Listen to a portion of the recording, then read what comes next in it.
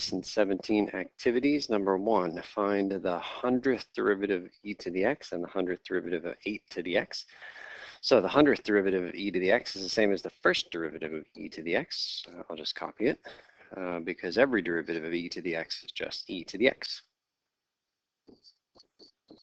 So this is equal to e to the x. All right, not so for 8 to the x. In order to find the 100th derivative, I propose that we first begin with the first derivative, and then we'll do the second, and then we'll see if we can find a pattern. Okay, so this is a to the x, which becomes a to the x times ln of a. Okay, not sure that I see a pattern just yet, but if I do the second derivative of 8 to the x, so that would mean the derivative of what I've written up above. Now, this ln of 8 is a constant multiplier, and I'm going to copy it right here. Then I'm going to do the derivative of the 8 to the x part. So the derivative of 8 to the x, we already know, is 8 to the x times ln of 8. And so apparently the second derivative of 8 to the x involves 2 copies of ln of 8. If you want to go ahead and do the third derivative, pause the video here. But either way, hopefully we can get to a place where we see what the pattern is. And so I'm ready to make my guess that the 100th derivative of 8 to the x is equal to 8 to the x times ln of 8 raised to the 100th power. Okay, number 2, not going to read the problem, so pause the video if you haven't read it yet. We've got up to 30 hours. So that means that T is trapped between 30 hours at most, and I guess if we don't study at all, 0 is the least number of hours we could study. And so we're looking to maximize a function on a closed interval. And so we're going to do our standard technique of finding the critical points, endpoints, and plug them all into the original. So to find the critical points, we need to find the derivative. So 2 plus, that becomes nothing. 0.5t e to the negative 1/20th t, that's a product rule. I'm going to put parentheses around what I'm seeing as the 2 pieces. So 0.5t is my first piece, and then the rest of it is my second piece. So using the product rule on those 2 pieces, first copy times the derivative of the second. Okay, derivative of e to the stuff is e to the stuff times the derivative of the stuff, and the derivative of negative 1/20th t is simply negative 1/20th. That's part of the product rule, plus the second, so we copy the second, times the derivative of the first. The derivative of what's in the purple parentheses is simply 0.5. Okay, and so our derivative is done. Now we're going to set this thing equal to 0 to find the critical points.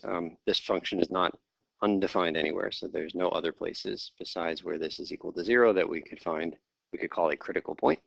But before we're going to set this equal to 0, we're going to factor out the greatest common factor. I see a big plus sign right in the middle. So that is what separates my 2 terms. So let's factor out the greatest common factor. In both terms, I see a 0.5, and I also see the e part. And I think that's it. So what remains to the left of that plus sign? Let's see, there's still a t. The e is outside, the 0.5 is outside. The negative 1/20th is still here, and the plus sign. And now both of these factors are out in the front already, but we can't put nothing here. We need to put a placeholder, and that's a 1. Okay, good. So this is much cleaner. And so I'll just rewrite it one last time. And just call this a negative, we'll call it 1 minus t over 20. All right, positive 1, negative t over 20. Okay, and now we're going to set this equal to 0. And this is a product, so either the first thing is equal to 0, first factor, or the second factor is equal to 0.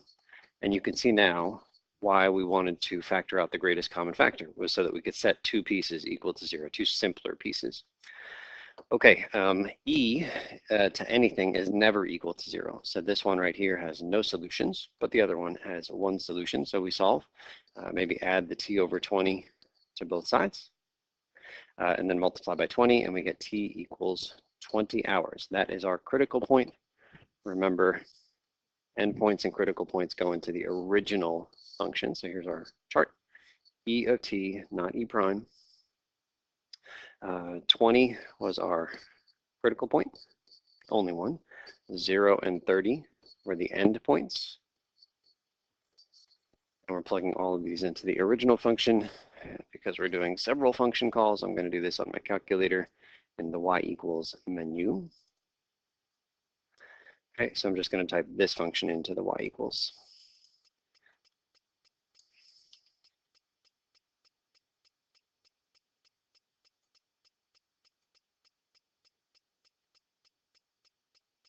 Careful up here when you parentheses around this 1/20th. Actually, we didn't really need parentheses there, but I put them anyway. Okay, so I think I've got that typed correctly. That looks good to me. No, it doesn't. I had x here in the front, should have been a 2. Okay, so that's our original function now, and then we're going to go to second table and say ask me, and then finally we'll type in our 3 numbers here. So it was 20 and 0 and 30. Okay, and so this thing right here, those output values, the y values, were a measure of effectiveness on a scale of 0 to 10.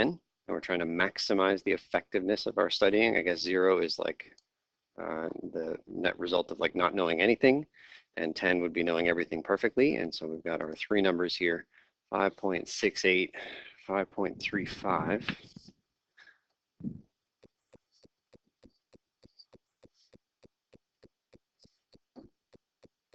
And 2. And so the maximum value is the highest y value we see here, which is right there. So max efficiency, or effectiveness, I think, at t equals 20.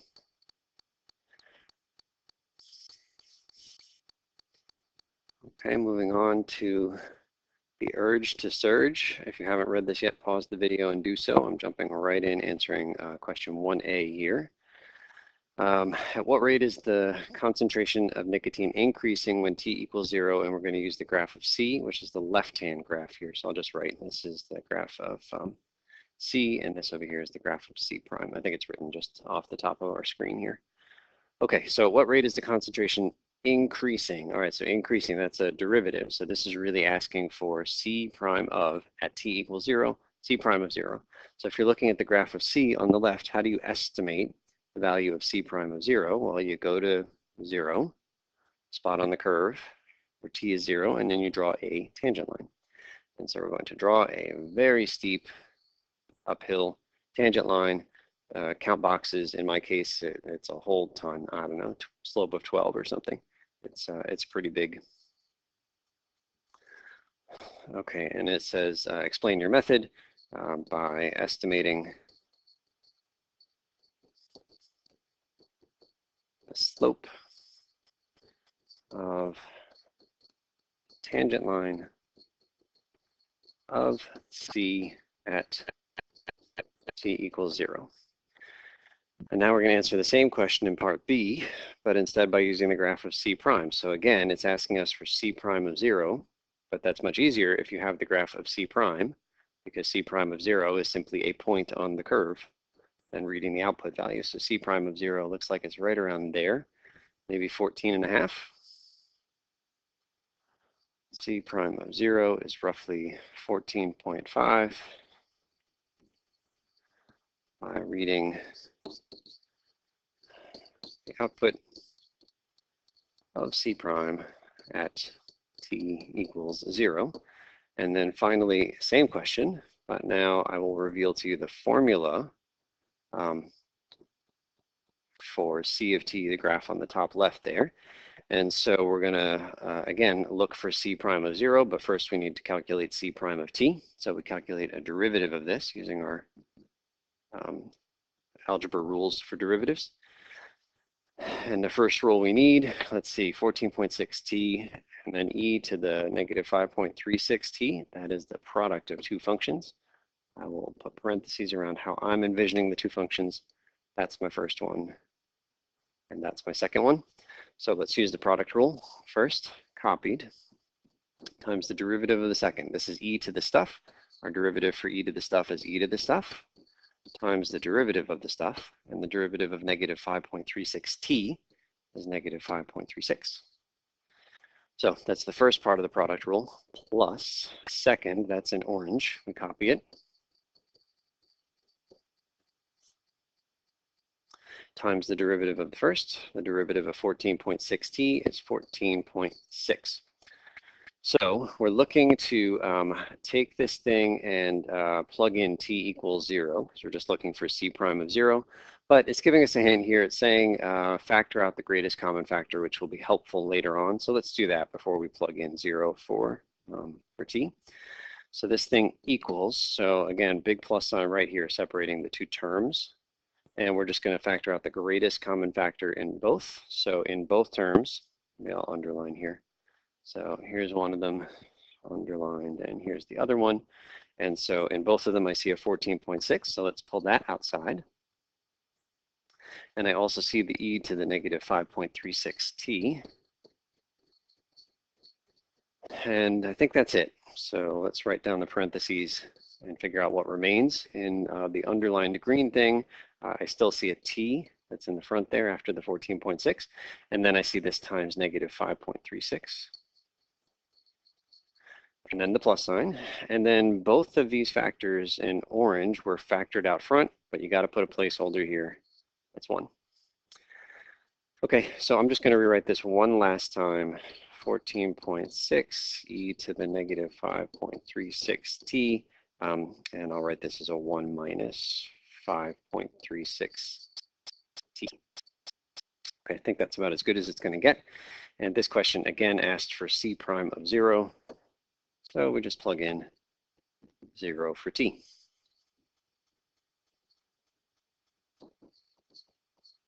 Zero for this t, and then 0 for this t.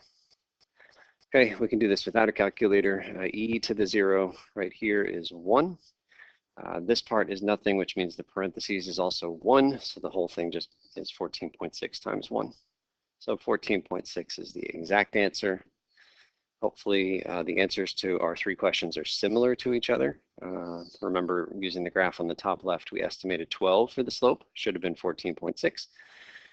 Using the top right graph, we estimated a y-intercept of 14.5. That was darn close to 14.6. And then the exact answer is using the algebra here. Okay, on the next page, so I know that I'm going to need that formula on 2C, so I'm just going to copy it right now. So bear with me for just a second here.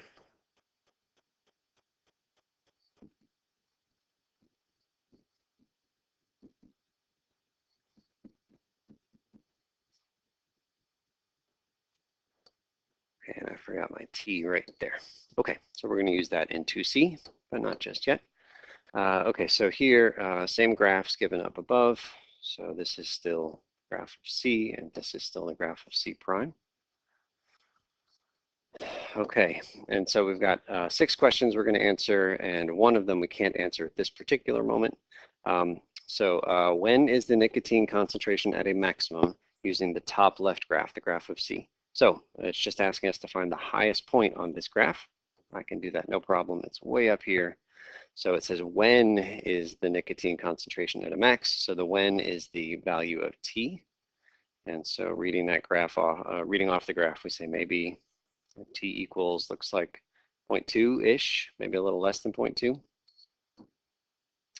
0.2 hours. And then it says, what is the maximum concentration? So that is just the Y value at this same point. And it sure looks like that's up there at 1. And so the concentration is equal to 1 milligram per deciliter. And then it says, explain your method. So not much to say here. Reading the coordinates.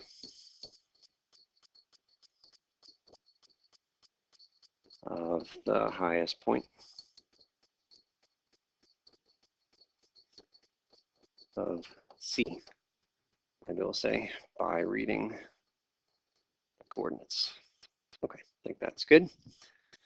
All right, and then same questions now. 2b is asking the same exact questions, but now using the graph of C prime. So when is the nicotine concentration at a maximum? Well, we know that if C is at a maximum, then C prime of T is either 0 or undefined. We can see it right here, that the tangent line at this top point is for sure horizontal. And so we're looking for a place where the slope of the tangent line is 0.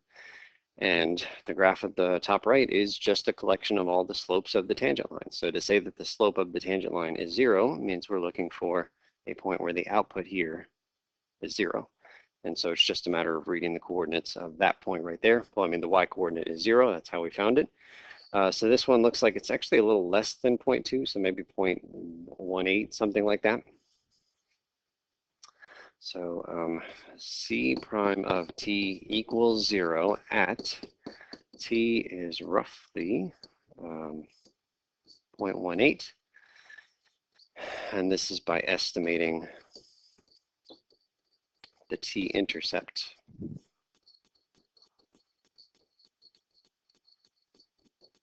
Of C prime.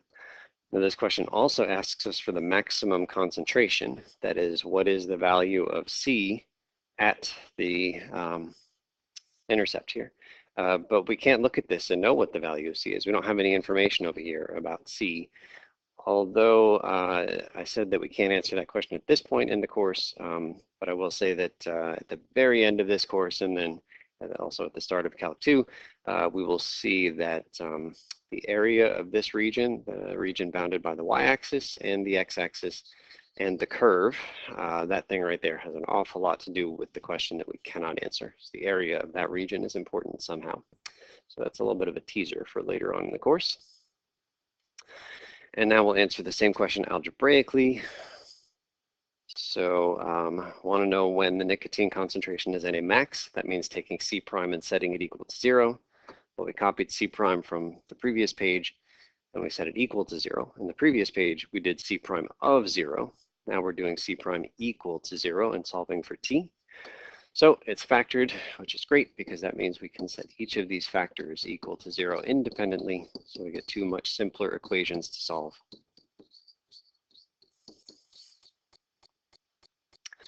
Again, the first equation has no solutions because e to anything is never equal to 0. No solutions.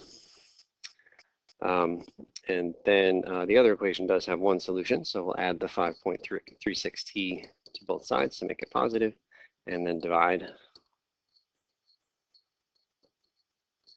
Okay, and so we'll get a decimal approximation here for that.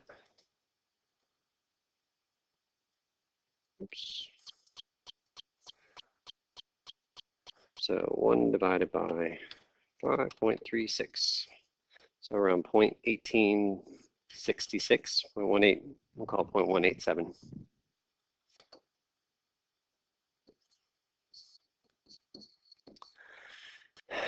So that is the when the concentration is at a maximum.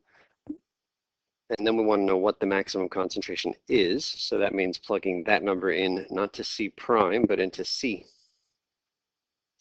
And so C of 0.187 is roughly equal to. So this is now a matter of plugging 0.187 into the formula on the previous page, the original C, not the derivative, but I think I still have the original C typed into my y equals here.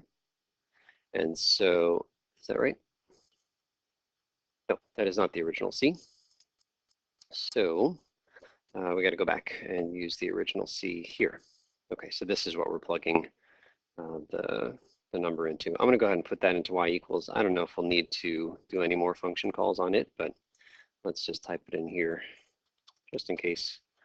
14.6x e to the negative 5.36x. Okay, I think that's good. And then we go into our table. These ones were from a previous problem. And so here we said we were typing in, what I actually want to do is type in that number. So why don't I store that number as A? So we get the most accurate answer and we don't have to do any retyping here. We just have to say plug in A. Okay, so looks like just a hair over 1. Our estimate from before was exactly 1, but it turns out it's just slightly over 1. Okay, so we'll call that about 1.002.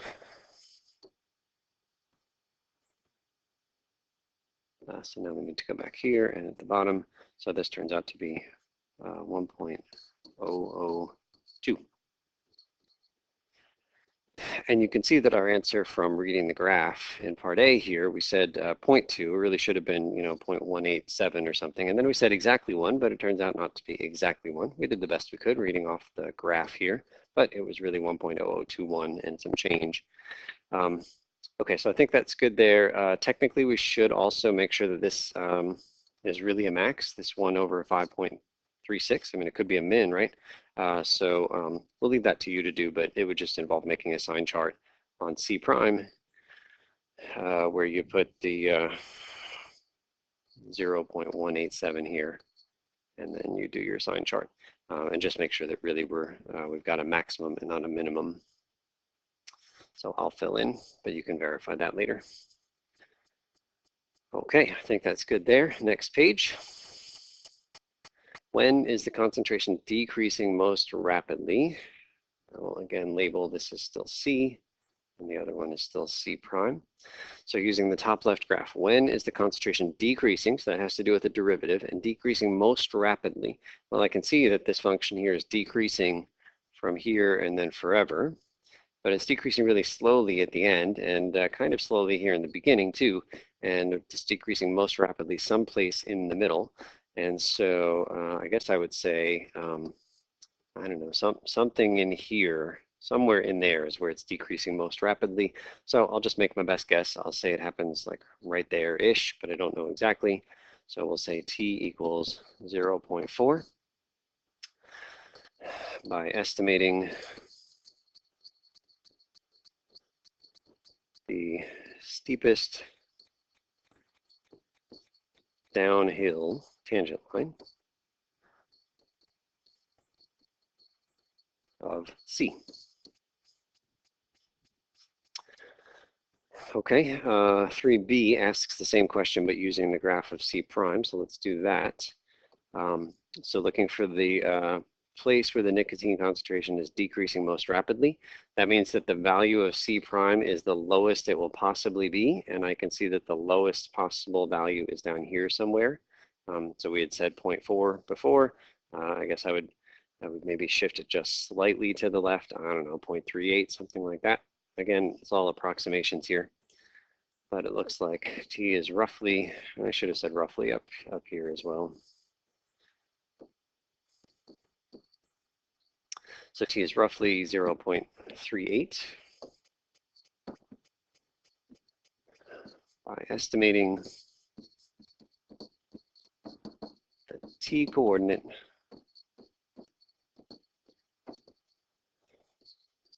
of the lowest point on C prime.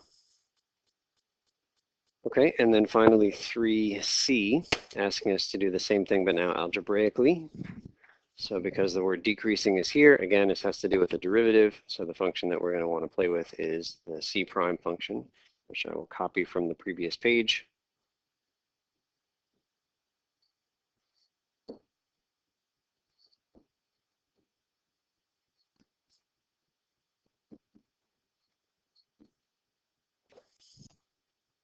Okay, so what we want to do is figure out when the concentration is decreasing most rapidly. So decreasing means we're thinking about the derivative, but we want the derivative to be changing as quickly as possible. So that means that we're looking for an extreme point, a global minimum of this function. And so if I'm asking you to find the minimum of a function, that means you take its derivative and you set it equal to 0. And so we're going to take the derivative of this function and set it equal to 0. And the derivative of this function is C double prime. So this is our process. And hopefully this jives with the picture, this top right picture at this minimum point right down here. The derivative is 0, right? It has a horizontal tangent line. So that's what we're looking for. We're just doing it using the function in this case.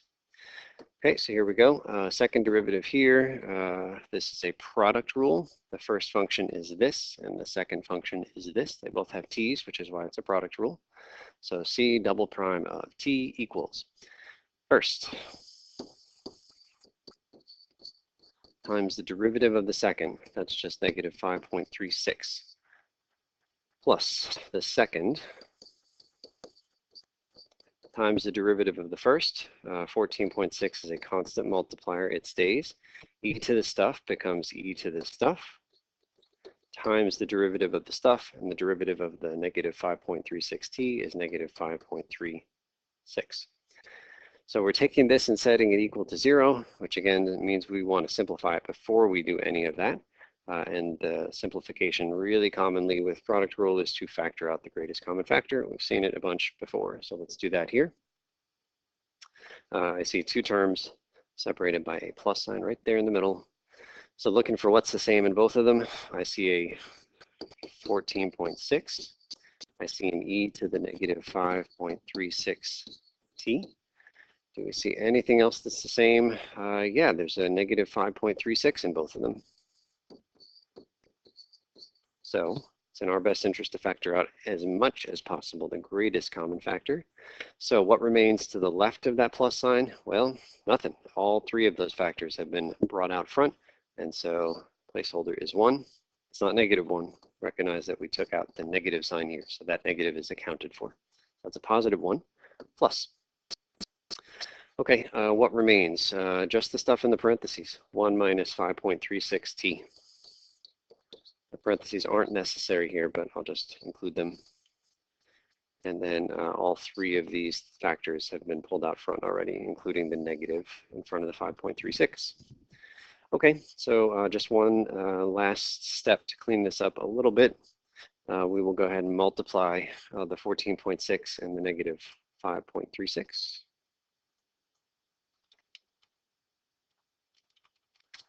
So 78.256 negative.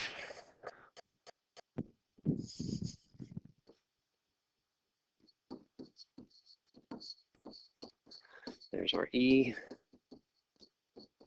And then the parentheses are not necessary inside here. 1 and 1 is 2 minus 5.36t.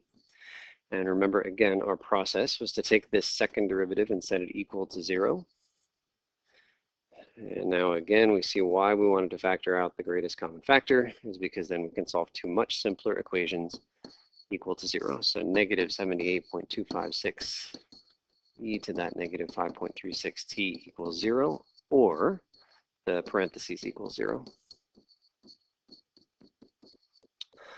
Again, e to anything is never 0, so this one has no solutions. But the other one has 1. So add the 5.36t to both sides and then divide both sides by 5.36. And we should get t is 2 over 5.36. And we'll type that in to get a decimal, but I'll just say that we're looking for something near the answers we got before. So our first answer was roughly 0.4. Then we thought maybe 0.38. So let's see how close we were.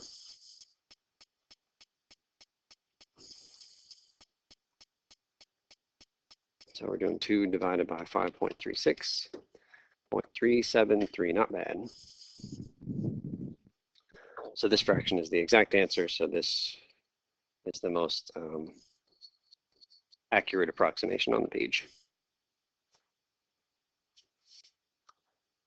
As usual, you should verify that in fact that 0.373 is a min and not a max, right? All we did was find a place where the graph was flat, but that could just as well have been a maximum point. So you make your sign chart, you put your 0.373 on it. This particular number came from C double prime. So we're just carefully plugging in. We'll do this one together. It'll be quick. Carefully plugging into C double prime. You could do this version, or you could do this version. I'm going to do the factored fully version. So this right here is C double prime. And so we're just looking to plug in a number bigger than 0.373. How about 100? Just pick something out there. So if you plug in t equals 100, right here. So this is some negative number, 536, but e to anything, well, I guess negative 536, e to anything is positive. E is always positive. And this is a negative 78 and change. So this whole thing is a negative number. And when we plug in t equals 100 here, this is a negative number. And so we've got a negative times a negative, and everything boils down to a plus there. And if instead we picked something over here, you could pick negative 100. I'm just going to pick 0.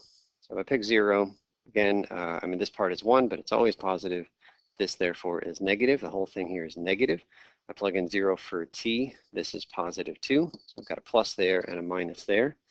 And everything is minus. And so then you would use the language. I'll say it, but I won't write it. Since c double prime goes from negative to positive at 0.373, c prime has a minimum at 0.373. We're going, c prime is decreasing and then increasing. So that verifies that we have a min.